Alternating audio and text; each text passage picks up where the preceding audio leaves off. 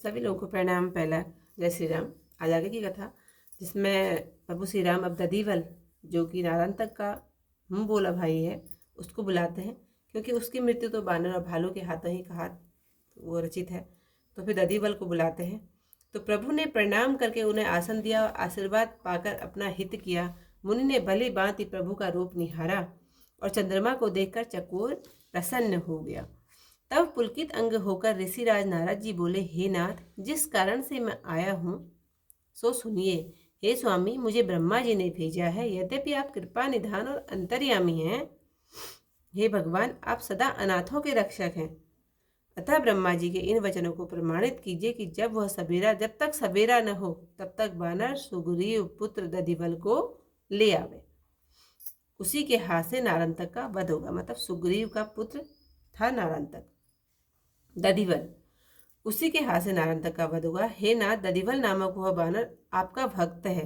हे नाथ, आपने इस दुष्ट को बहुत खिलाया है। यह देखकर देवता बहुत दुख पाते हैं। श्रेष्ठ वचन कहकर विनय पूर्वक शीश नवाकर मुनि प्रभु की छवि हृदय में रखकर चले गए।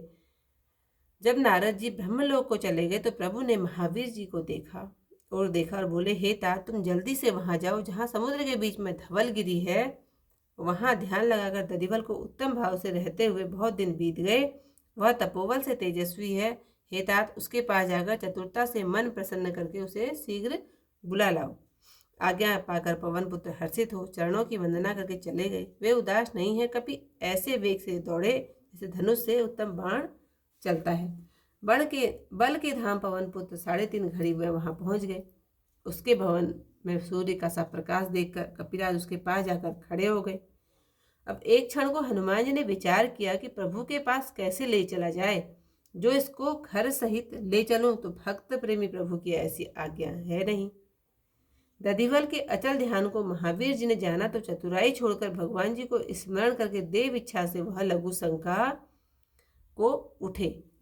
करने को उठे।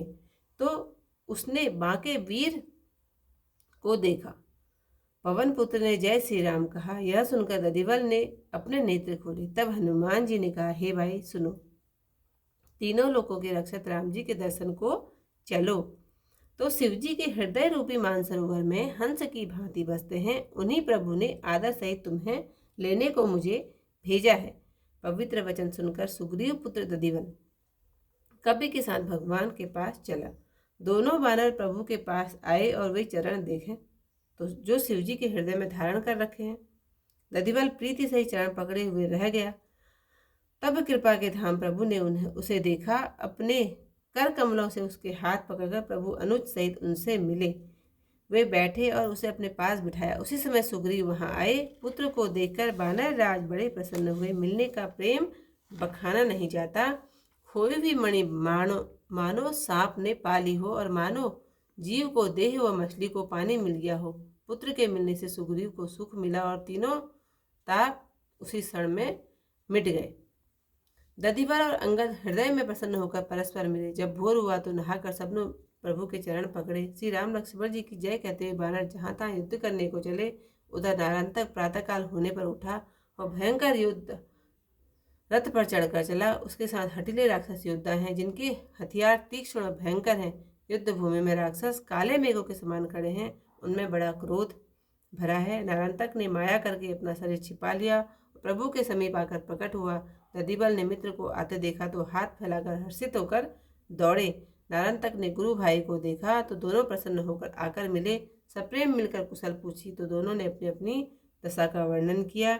हे पक्षीराज सुनिए, सुग्रीव पुत्र अत्यंत चतुर है। उसके मुख से बड़ाई सुनकर वह मित्र को समझाने लगा। गुरु भाई के वचन सुनकर नारायणतक को भारी क्रोध हुआ। वह दुष्ट उसे कटु वचन कहने लगा कि बानर तो स्वभाव से ही निस्दिन डरपोक होते हैं। जिस तपस्वी ने बाली को मारा, अंगद उसी का आज्ञाकारी हुआ। हे दधिवल, हमारे कुल में शत्रु से मेल नहीं करते। यह बानर कुल की रीति नहीं है। यह बानर कुल की ही रीति है कि शत्रु से मिलकर उनसे मित्रता करते हैं। यह कहकर वह प्रभु के सन्मुख दौड़ा तो दधिवल ने पूंछ में लपेट कर ठहरा दिया। नारायणतक ने कहा, अरे मूर्ख कायर बंदर, तेरे मन में मेरा डर नहीं है। अरे मूर्ख, तुझे गुरु भाई समझकर छोड़ता हूँ। यह कहकर जोर से धक्का देकर चला। तब सुग्रीव पुत्र क्रोधित हुआ और शीघ्र ही आगे जाकर उसे पकड़ लिया। नारायणतक और दधिवल दोनों भिड़ गए। यह देखकर बानर भालू श्री राम जी की जय हो कहकर राक्षसों के साथ लड़ने लगे। तब सुग्रीव ने जामवंत से पुकार कर कोमल वचन कहे, हे तात, दधिवल राक्षस को कब मार डालेगा सो कहो। आज की जो कथा यहीं पर समाप्त।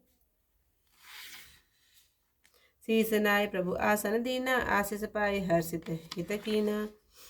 मुनि के हरि रूप विलोका, यथा इंदु लखे सुख कह लोको का। पुलकी गात तब कर ऋषि राजा, सुनौ नाथ आयहु जे काजा। चतुरानन पठवा मोहि स्वामी, यद्यपि कृपा निधि अंतर जामी। सदा अनाथ नाथ भगवाना, विनय विरंची करिय परनामा। जबल ही हो न प्रभात न पावई, तब लगे हरि हरि सुत तले आवई। नारायण तक बद है तेहि हाथा, दधिवल नाम भक्त तब नाथा। नाथ बहुत एक खलई खिलावा, रण विलो के देवन दुख पावा। सविनय नास शीस वर फाकी, गवने मुनि प्रभु छवि उर राखी। नारद गए जब ही विधि लोका, वायु तनय तन राम विलोका। तात शीघ्र तुम गवन हो तहवा, वारिधि मह धौला गिर जहवा। तह दधिवल रह ध्यान लगाए, बहुत दिवस चली गए सुभाए। अहें तपोवल तेजसी, तात तासु ढिंग जाई। मन प्रसन्न करि चतुरई, आनहु बेग बुलाई। पवन कुमार पाए अनुशासन, चले वंदि पद हर्षि उदासन। बेगत धावा कपि कैसे, बन नाराज धनुज तय जैसे। लोक अर्घ टिका तहि धामा, पहुँचे वायुपुत्र बल धामा। देख तरण समवत तासु प्रकाशा, ठाड़ भयो कवि मंदिर पासा। क्षण एक कवि मन कीन विचारा, पहुपहा चलिए कवन प्रकारा। जो ग्रह सहित चले उदय, नहीं अस आयस भक्त सनेही। अचल ध्यान कपिता सुप्रमाना, तजी प्रवीणता भजी भगवाना। विधि प्रेरित दधिवल लघु शंका, करन उठे देखा बटवंका। जय श्री राम वायु सुत बोला, सुनई दधिवल निज लोचन खोला। पुनि हनुमान कहो सुन भ्राता, चलो बिलोकन मुवन त्राता। धूर जटी हरमान सरा, बसत हंस एव जोई। सादर तुम कहाँ लेन लगी, पठवा मोहि प्रभु सोई। सुनी शुभ वचन सुकंठ कुमारा, हई पर हरि संग तुम तुरत सितारा।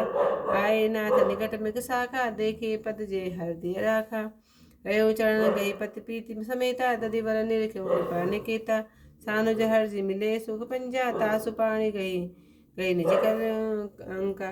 बैठी ताय निकट बैठावा, ते अवसर सुकंठ तह आवा। निरखित नय कपिपति हर्षाना, मिलत प्रेम नहीं जाई बखाना।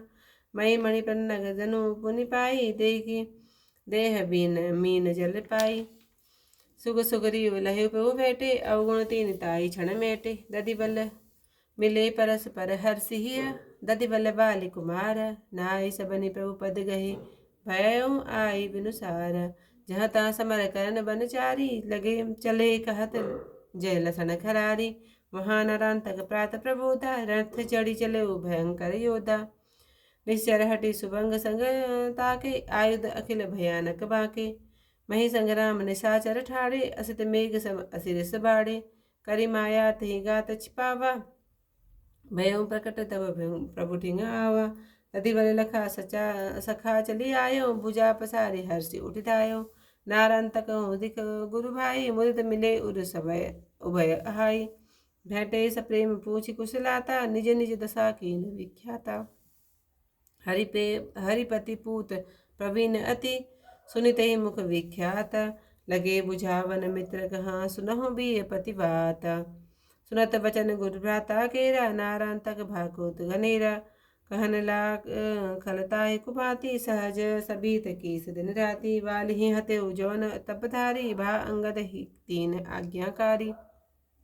दधिवल यह बानर कुल रीति, हमरे करहिन अति सन प्रीति। यह कही प्रभु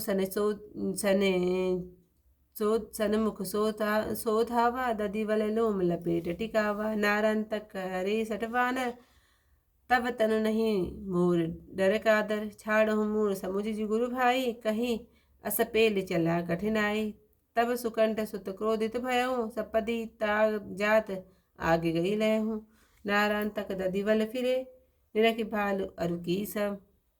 लगे लरन संग निशि चरण, कहीं जय श्री जगदीश। जामवंत सुनु वचन मृदु, कहूँ सुकंठ पुकारी। कहूँ तात दधिबल कबहि, धनु जहि डारहि मारी। सियावर रामचंद्र पद, जय शरणम शंकर हरि। जय जय सिया राम, मंगल भवन अमंगल हारी। उमा सहित जहि जपत मुरारी। इतिहास की कथा यहीं पर समाप्त। कल को नालंदा की मृत्यु की कथा चलेगी। तब तक के लिए सभी लोगों को प्रणाम। जय श्री राम।